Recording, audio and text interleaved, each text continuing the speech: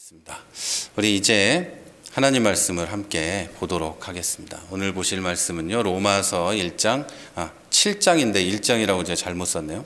7장 1절에서 6절까지 말씀입니다. 7장 1절에서 6절까지 말씀을 함께 봅니다. 형제들아, 내가 법 아는 자들에게 말하노니 너희는 그 법이 사람이 살 동안만 그를 주관하는 줄 알지 못하느냐. 있는 여인이 그 남편 생전에는 법으로 그에게 매인 바 되어 남편이 죽으면 남편의 법에서 벗어나느니라. 그러므로 만일 그 남편 생전에 다른 남자에게 가면 음녀라. 그러나 만일 남편이 죽으면 그 법에서 자유롭게 되나니 다른 남자에게 갈지라도 음녀가 되지 아니하느니라. 네, 형제들아, 너희도 그리스도의 몸을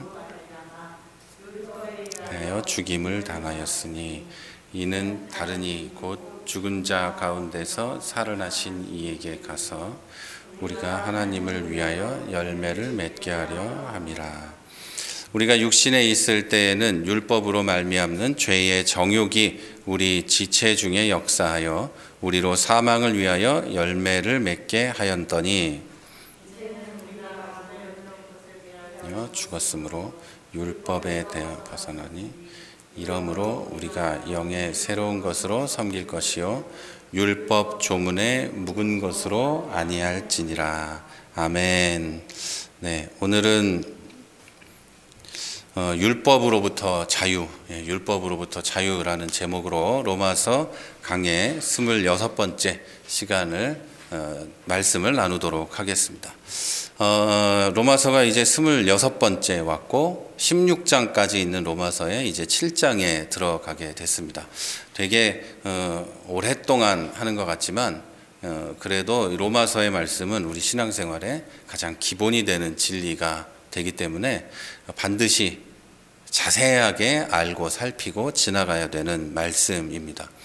구원에 관한 것을 다루고 있고 구원받은 성도의 삶에 대해서 다루고 있고 또 이 로마서가 성경 가운데, 성경이 다 중요하지만 이 로마서가 성경 가운데 가장 중요하고 한 책이기 때문에 이 로마서는 기독교인에게 그리고 세상을 살아가는 우리 성도에게 매우 중요한 책이기 때문에 이렇게 계속하고 있습니다. 우리 지난 로마서 강의 시간에는 하나님의 은혜로 죄에서 해방된 사람은 은혜 아래서 의의 종으로 살고 순종과 헌신의 삶을 살고 성화되어 간다, 이렇게 배웠습니다. 그리고 이어서 오늘부터 시작되는 로마서 7장은 율법이 이미 구원받은 성도에게 어떤 역할을 하는지에 관해서 다루고 있습니다. 그 가운데 오늘 본문 1절에서 6절은 은혜로 구원받은 성도는 율법에 대해서 죽었고 율법의 권위도 성도에 대해서 죽었기 때문에 서로 아무런 상관이 없고 더 이상 율법의 정죄를 받지 않는다, 이렇게 선언합니다. 바울은 이 사실을 설명하기 위해서 결혼을 예로 듭니다. 남편이나 결혼한 상태에서 남편이나 아내가 죽으면 남은 사람은 배우자로부터 자유롭게 된다는 겁니다. 물론 이 설명이, 이 예가 좀 부자연스럽긴 합니다. 이게 정확히 맞아떨어지는 건 아니에요. 그러나 바울이 전달하려는 내용과 그 의미를 잘 알아듣게 하는 데는 적절하다고 생각이 됩니다. 그래서 아마 바울 스스로도 이 예를 들면서도 어쩔 수 없다, 이렇게 해야지만 알아듣겠다 해서 들지 않았을까, 이런 생각이 듭니다. 아시다시피 결혼한 두 사람 가운데 한 명이 죽으면 남은 사람은 아무 절차 없이 그냥 혼자가 됩니다. 혼자가 되어서 자유가 됩니다. 이 자유라는 말이 이래도 좋고 저래도 좋은 그런 자유라는 게 아니라 법적으로 이 배우자에게 매인 상태가 아니다라는 겁니다. 배우자가 죽었다고 나는 최고로 좋다, 이제부터 나는 자유다, 내 맘대로다, 이런 뜻이 아니라 결혼의 상대가 죽고 없으니까 의무와 책임이 완전히 사라져 버렸다라는 이야기입니다.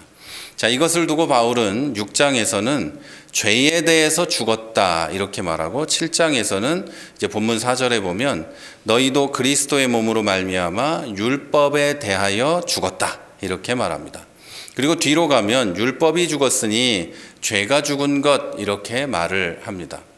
자, 바울이 다소 무리수인 것 같은 결혼을 예로 들면서까지 성도는 죄에 대해서 죽었고 죄에 대해 아무런 책임이 없다 이렇게 말해야 했던 이유는 바울 당시에도 예수 그리스도를 구약에서 예언된 메시아로 믿는다고 하면서도 궁극적이고 완전한 구원에 이르기까지는 율법을 반드시 지켜야 한다는 사람들이 있었기 때문이에요. 할례를 받아야 된다는 사람, 또 유대인이 지켜야 하는 그런 율법들을 지켜야 된다는 사람, 안식일을 명확하게 다 지켜야 한다는 사람, 별 사람들이 다 있었기 때문에 바울은 이렇게 설명을 할 수밖에 없었던 거예요. 율법으로부터 너희가 자유롭게 되었다 이렇게 말을 해야 했거든요. 자, 바울이 할 수 있는 멋지고 지적인 설명을 아무리 해도 못 알아들으니까, 못 알아들을 뿐 아니라 자꾸 다른 말을 하니까 이런 예까지 들게 된 겁니다. 자긴 장가도 안 갔으면서 결혼의 예를 들면서 사람들이 좀 알아들어야 되겠다 이런 얘기를 한 것이죠. 자, 그만큼 바울은 믿음으로 구원받는 것, 오직 은혜로 구원받는 것, 한 사람이 들여온 죄를 한 사람 예수님이 완전히 해결하신 것, 그래서 더 이상 정죄가 없다는 것을 간절하게 가르치고 싶어 했습니다. 여러분, 과거부터 지금까지 그런데 이 사실, 모든 사람이 예수님만 믿으면 구원받는다는, 그분이 예수님이 한 번에 모든 걸 해결했다는 이것을 불편해하는 사람들이 많이 있었습니다. 자, 어떻게 끊임없이 죄를 짓는데 정죄도 없고 책임도 없다고 할 수 있느냐는 겁니다. 자, 성경이 말하는 죄의 개념을 잘 알지 못해서 하는 생각입니다. 성경이 말하는 죄는 도덕적이고 세상적인 도덕적이고 법적인 그런 세상의 법적인 게 아닙니다.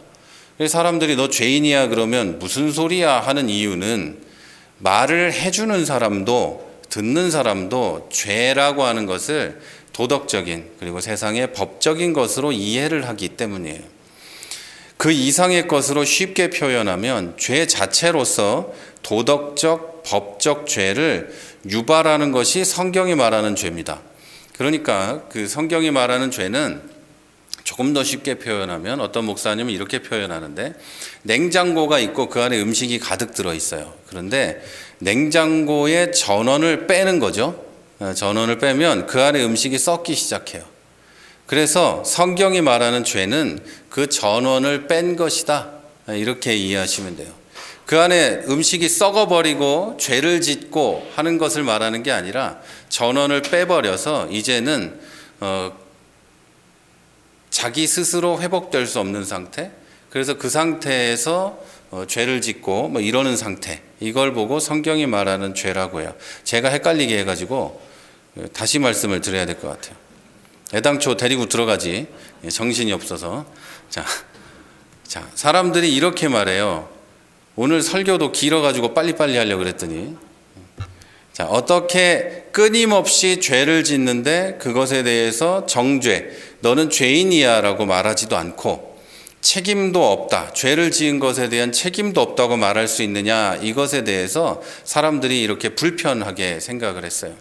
자, 성경이 말하는 죄의 개념은 도덕적, 세상의 법적 이런 것을 말하는 게 아니에요. 성경이 말하는 죄는 그 위에 있는 것을 뜻하는 거죠. 그 위에 있는 죄, 그 위에, 완전히 이 위에 있기 때문에 이 상태에 있는 사람들이 죄를 짓는 거예요. 세상이 말하는 이 죄를 짓게 되는 거예요. 죄 자체, 말하자면 근원이라고 말하기는 어렵지만 죄 자체인 그 사람, 그것을 말하는 거예요. 그래서 그 죄에 있는 상태가 되면 도덕적이고 법적인 죄를 유발하게 되는 거죠.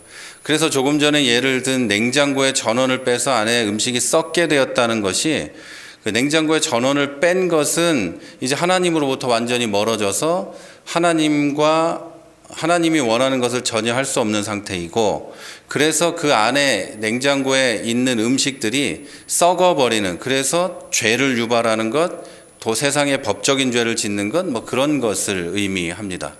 자, 이 죄는 이 하나님을 거부하고 하나님이 계시지 않는 삶을 선택하고 사는 것, 그리고 냉장고에 전원을 뺀 것, 하나님이 안 계신 삶을 고른 것, 그것을 말하는 거예요.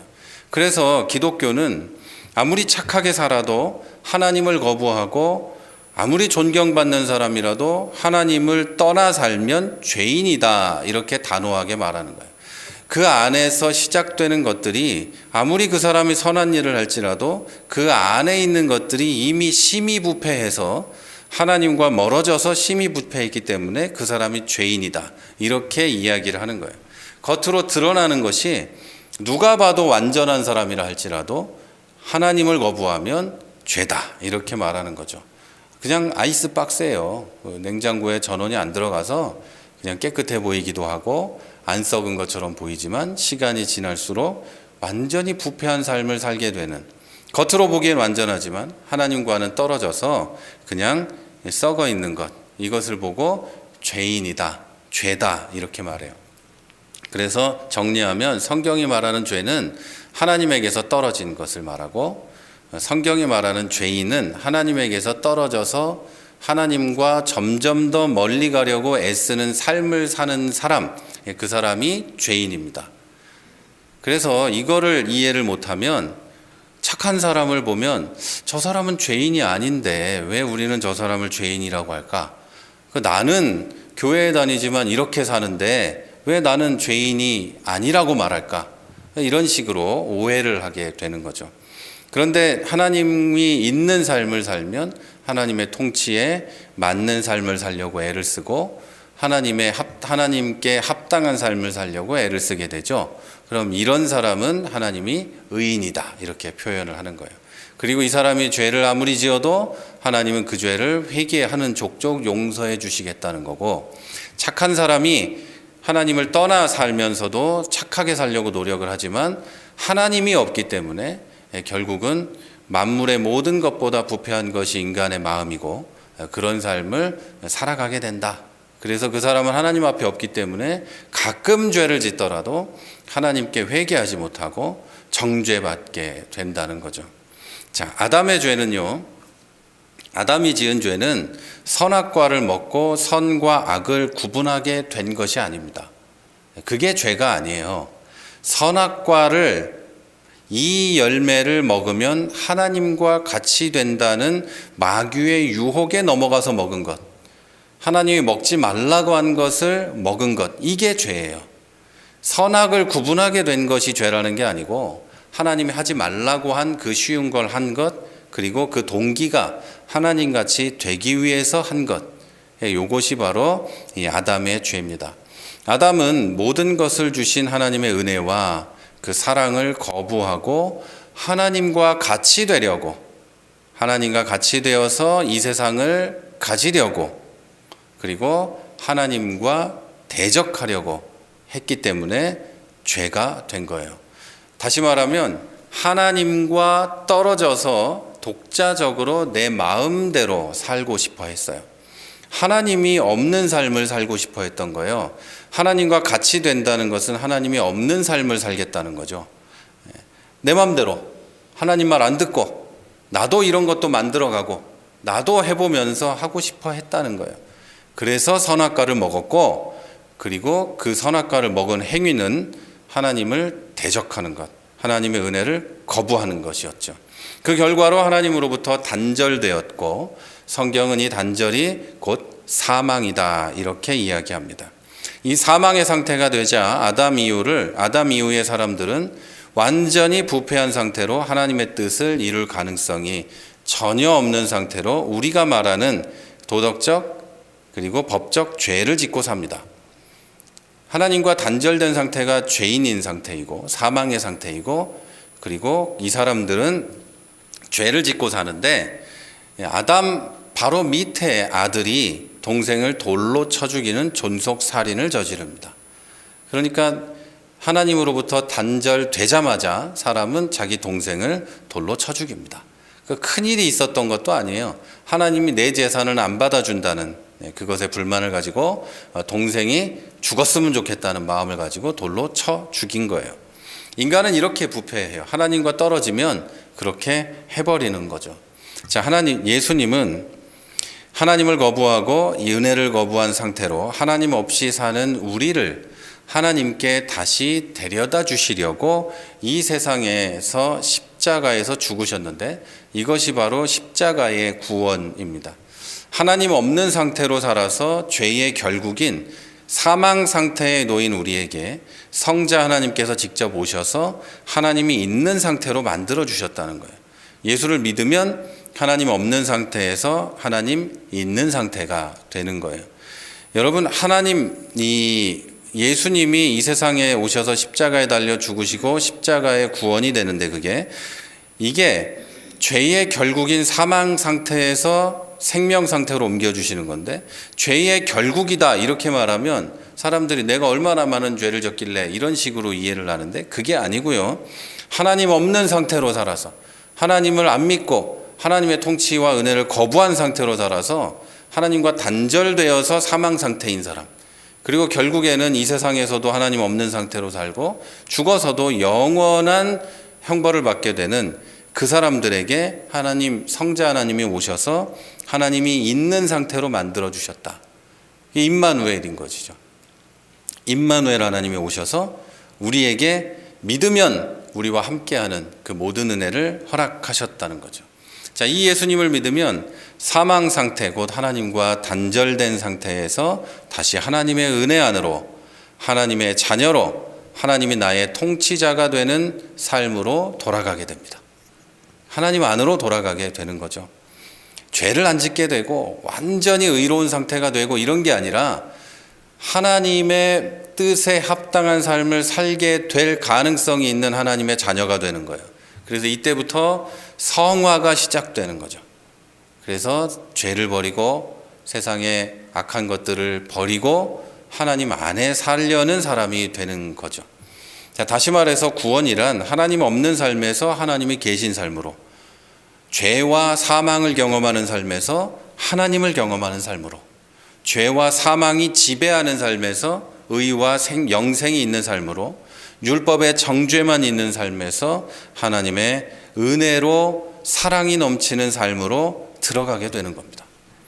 이렇게 이제는 하나님의 계신 상태가 되었기 때문에 더 이상은 죄와 사망이 지배하지 않습니다. 율법이 정죄할 수도 없게 되었어요. 이걸 좀 쉽게 말하면 요한복음 1장을 이해하시면 되는데, 빛이 이 세상에 오셨죠? 빛이 어둠 가운데 오면 어둠은 사라지죠. 어둠은 빛의 부재 상태죠. 그러니까 하나님의 부재 상태에 성자 예수님, 빛이신 예수님이 오셔서 하나님이 있는 상태를 만들어 놨기 때문에 어둠이 존재할 수가 없는 거예요. 더 이상 어둠은 지배할 수 없고 어둠이 내 삶에서 역사할 수가 없는, 죄와 사망이 지배할 수 없는, 율법이 나를 정죄할 수 없는 상태가 된 것이죠.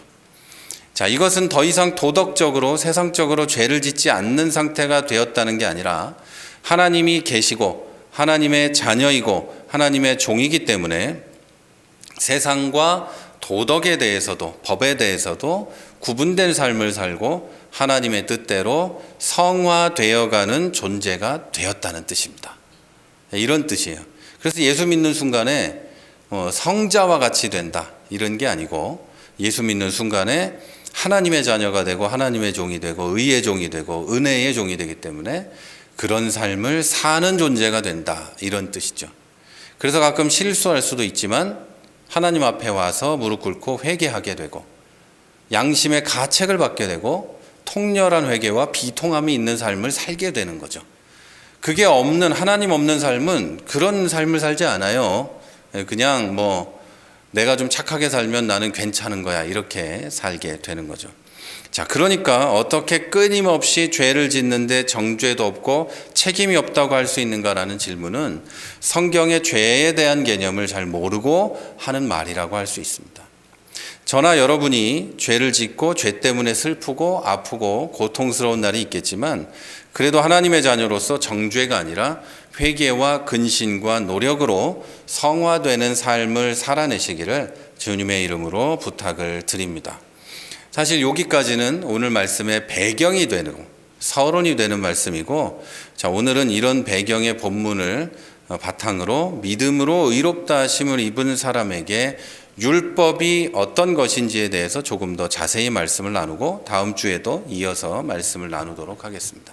먼저 1절을 보면은요, 형제들아 내가 법 아는 자들에게 말하노니 너희는 그 법이 사람이 살 동안만 그를 주관하는 줄 알지 못하느냐. 아멘. 이렇게 말해요. 바울이 로마의 형제들 가운데 법을 아는 자들을 콕 집어서 말하는 것 같지만 이 말은 율법에 정통한 사람만 말하는 게 아닙니다. 바울이 말하는 법은 율법을 말하는 건데 율법에 정통한 사람만 말하는 건 아니에요. 이건 구약을 아는 사람, 그러니까 성경을 보는 사람들을 말하겠죠. 그리고 율법의 상식을 말하는 사람도 뜻하는 거고, 또 넓게 보면 그 당시에 법은 뭐 거의 비슷했으니까 이 법에 대해서 좀 안다는 게 아니라 그냥 성인이면 누구나 아는 그런 걸 말하는 거예요. 그래서 사실상 교회 안에 있는 거의 모든 사람을 말하는 거다, 이렇게 봐도 되겠죠. 로마에 있는 형제들아 너희 중에 법을 아는 자들에게 말하노니, 이 말은 로마에 있는 모든 성도들에게 내가 이 말을 하는 거야, 이렇게 말하는 거죠.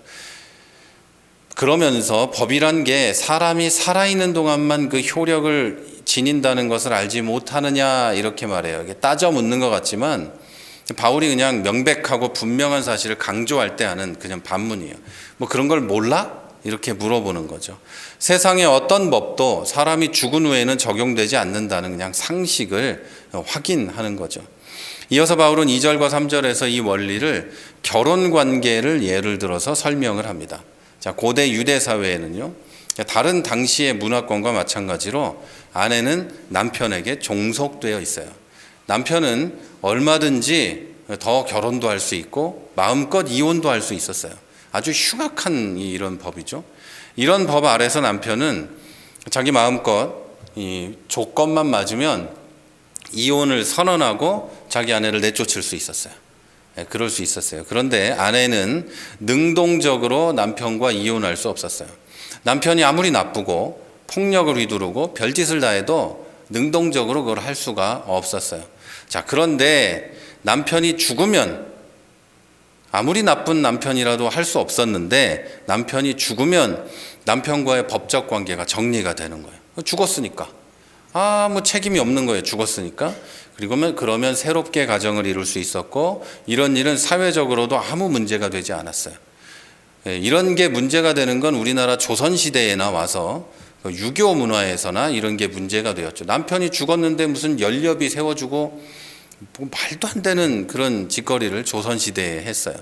그리고 남편이 죽었는데 10몇 살 된 여자아이를 집에 가둬놓고 정조를 지키게 하고 연료문을 받으면 가문이 뭐 이렇게 높아지는 것 같은 그런 흉악한 짓을 유독 조선만 했다. 조선만. 중국에서도 안 하고 일본도 안 하고, 유교 문화권이잖아요. 아무도 안 하는 짓을 조선만 했다. 여성을 그렇게 억압하고 했던 건 아마 옛날에도 다 그랬겠지만 인류 역사에 거의 조선이 대단한 그거지 않았나. 물론 이 조선도 그렇지 않은 경우도 많이 있었어요. 신사임당이나 이런 분은 주체적인 삶을 살았고 아주 대단한 분들이지만 이 법이 그 당시에 이 여성들과 어린아이와 또 신분이 낮은 사람들을 그렇게 억압하는 사회였어요. 그런 사회 외에는 서양에서나 뭐 어디서나 남편이 죽으면 자기 마음대로, 죽어서 좋다는 게 아니라 자기 마음대로 원하는 대로 새로운 삶을 살아갈 수가 있었어요. 남편 생전에는 법으로 그에게 매여 있었지만 남편이 죽으면 그 매여 있는 법에서 벗어날 수 있었다는 거죠. 여기까지 결혼을 예를 들어서 설명한 바울은 4절에서 6절에 가면 이 원리를 성도에게 적용해서 설명합니다. 2절에서 3절은 남편이 죽고 이제는 성도들이 그리스도의 죽음을 통해서 율법에 대해서 죽는다, 이렇게 말합니다. 율법에 대해서 죽었기 때문에 율법에 대해서 책임질 필요가 없다, 이런 뜻이에요. 이 예는 아까 처음에도 말씀드렸지만 완벽하게 맞아떨어지진 않아요. 하지만 굉장히 이해는 잘 되는 그런 예죠. 4절에서 바울은 우리가 그리스도의 몸으로 말미암아 율법에 대해서 죽었다, 이렇게 선언합니다. 예수님을 믿고 의롭다 칭함을 얻은 성도는 예수님께서 인간의 죄를 대속하기 위해서 죽었기 때문에 구원받기 위해서 율법이 요구하는 바 모든 것을 충족시켰다는 말입니다. 율법은 죄인은 죽어야 되거든요. 죄인은 죽어야 돼요. 그런데 예수님께서 십자가에서 나를 위해서 돌아가셨기 때문에 율법이 요구하는 모든 게 충족된 거예요. 그래서 나는 예수님과 함께 십자가에서 나도 죽었고 예수와 함께 부활했기 때문에 새로운 사람이 된 거예요. 새로운 피조물. 그 개념적으로 새로운 피조물이 아니라 완전히 새로운 것이 이미 된 거예요. 예수를 믿음으로 되었다라는 거죠. 그래서 어떤 분들은 물리적으로 새로운 피조물이 되었다라고 표현을 하기도 해요. 뭐 껍데기는 똑같지만 우리는 완전히 새로운 피조물이에요. 옛날의 율법과는 상관이 없고 죄와 사망의 지배와는 완전히 상관없는 새로운 존재다, 이 말입니다. 따라서 율법도 그 법의 적용 대상인 내가 그리스도와 함께 죽었으니까 효력이 없다는 거예요. 할 수가 없는 거죠.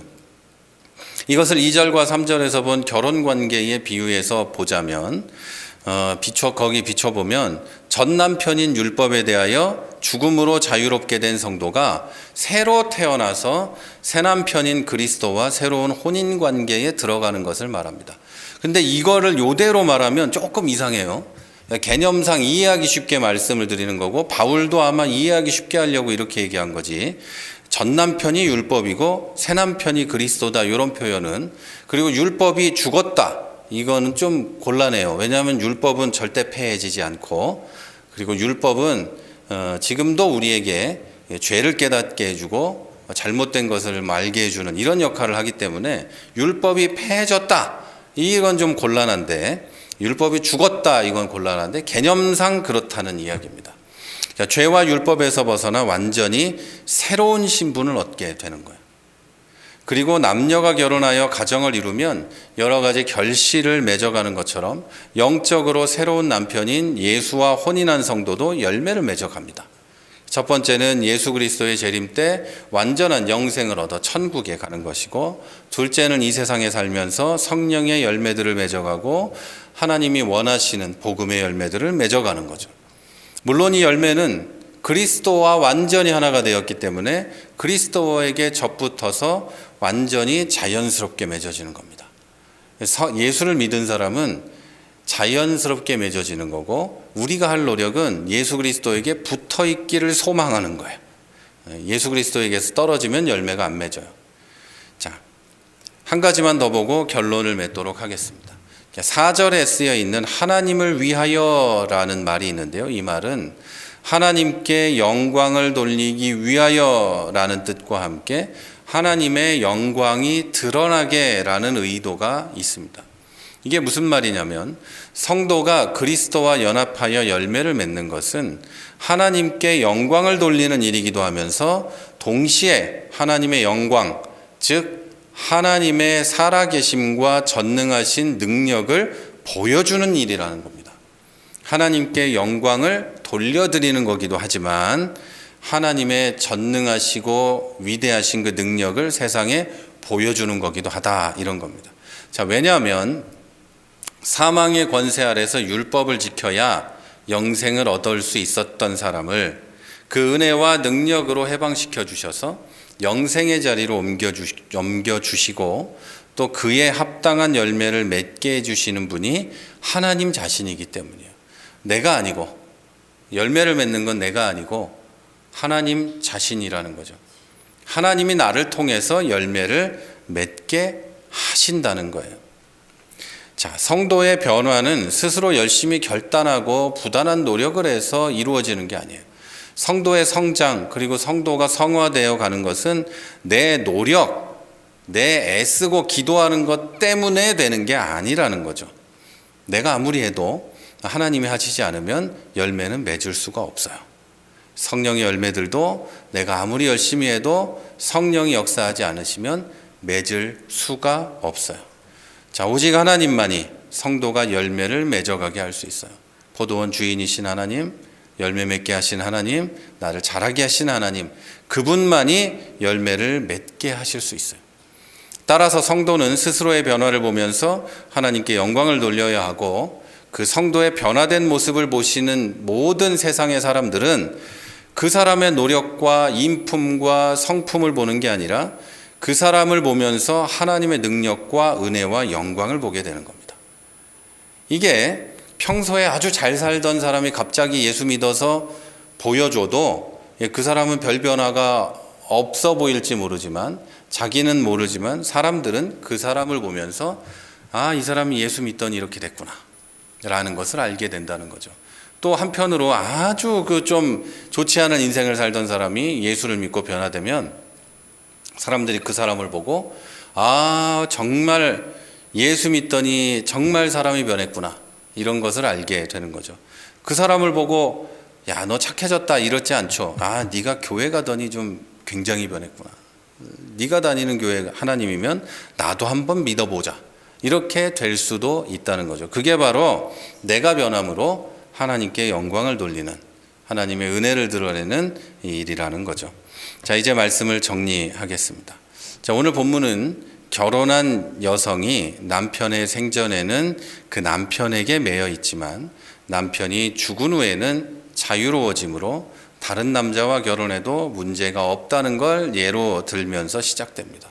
자, 이것은 죽음을 전제로 혼인관계에 관한 법적 구속력이 상실되는 것을 이야기하죠.